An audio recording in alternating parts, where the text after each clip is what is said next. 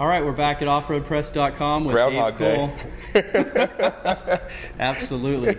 Now we're talking about Sunday's activities on the lake bed. You've got racing starting as early as Sunday this year. Sunday morning, yep. An amazing week of racing. I think you're going to give Daytona a run for their money this year. You've got all this racing planned. Why don't you tell us about Sunday's races? Sunday's races, yes. The Smittybilt Everyman Challenge is on Sunday starting 8 o'clock.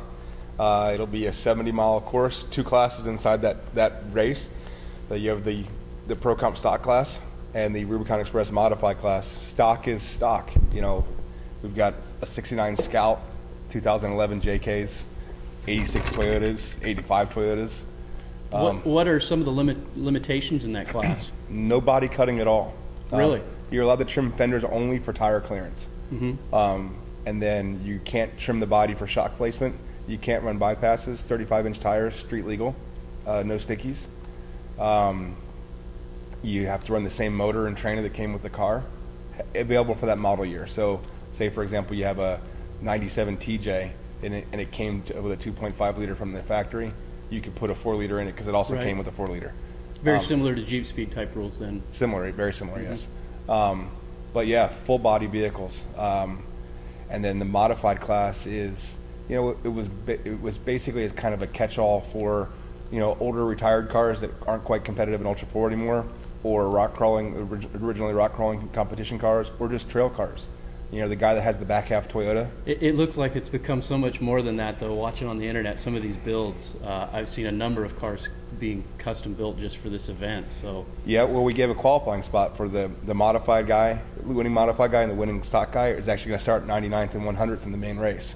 And so some of the companies took this as an opportunity to show off their wares and show off what they could do, and take this as a qualifying opportunity. So yeah, there's some interesting builds, but you know, you write the rules, you hope they encompass enough aspects of it, and racers are always going to find a way to exploit the rules. But the spirit of the rules are basically to have a stock-looking vehicle that's been modified. Correct. Yes, it needs to look like something. Mm-hmm.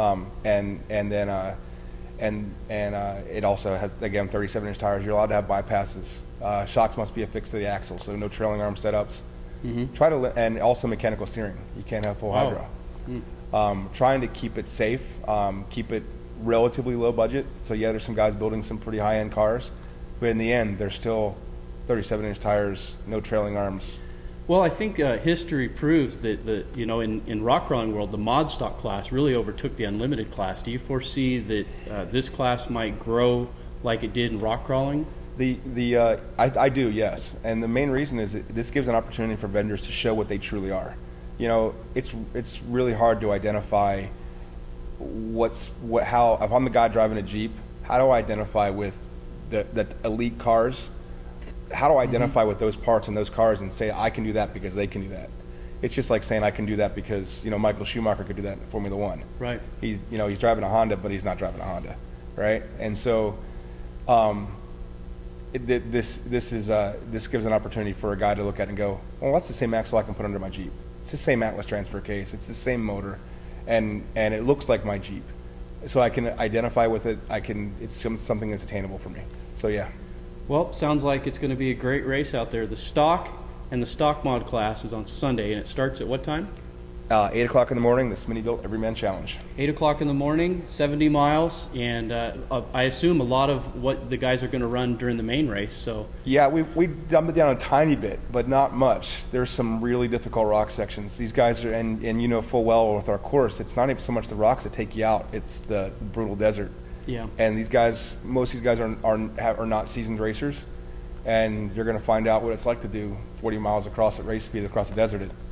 It tends to tear you up. Well, it sounds like it's going to be an exciting race. Make sure you check it out on Sunday, and that's February the 5th, February right? the 5th. Super Bowl Sunday. The race will be over before kickoff. You guys got Super Bowl Sunday going on down there in the lake bed? Of course we do. Excellent.